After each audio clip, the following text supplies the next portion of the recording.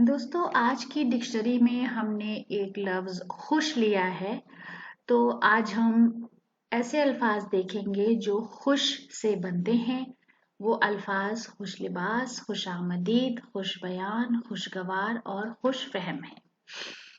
इनकी मज़ीद तफसील के लिए आपको ये वीडियो देखना पड़ेगा। सबसे पहले मैं शुरुआत करूँगी एक लफ्ज़ खुश आमदीद से, जिस पर एक बेहद खूबसूरत शेर है, लेकिन बदकिस्मती से इसके शायर का नाम हमको नहीं मालूम। शेर कुछ इस तरह है।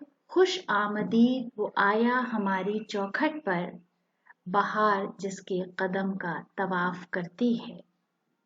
खुश आमदीद वो आया हमारी चौखट पर, बहार जिसके कदम का तवाफ करती है। इसी के साथ हम शुरुआत करते हैं दोस्तों। खुश लिबास।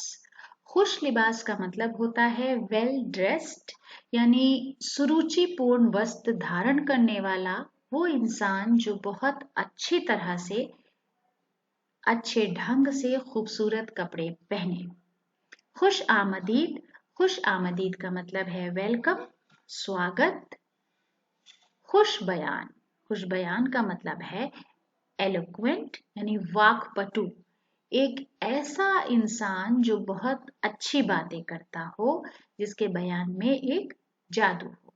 खुशगवार। खुशगवार होता है प्लेजेंट, जिसे हम हिंदी में सुखद या सुहावना कहते हैं। खुश फहम।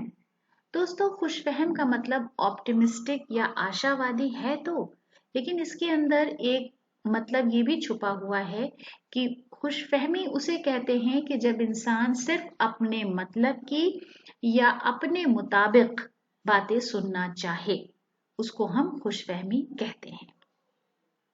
तो खुशामदीद का मतलब हमें पता चल गया है कि स्वागत या वेलकम है। एक बार फिर से ये शेर सुन लीजिए।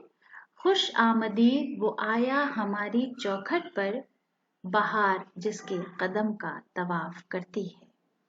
दोस्तों, वीडियो देखने के लिए बहुत बहुत शुक्रिया। अगर अभी तक आपने हमारे चैनल को सब्सक्राइब नहीं किया है तो ज़रूर सब्सक्राइब करें। शुक्रिया।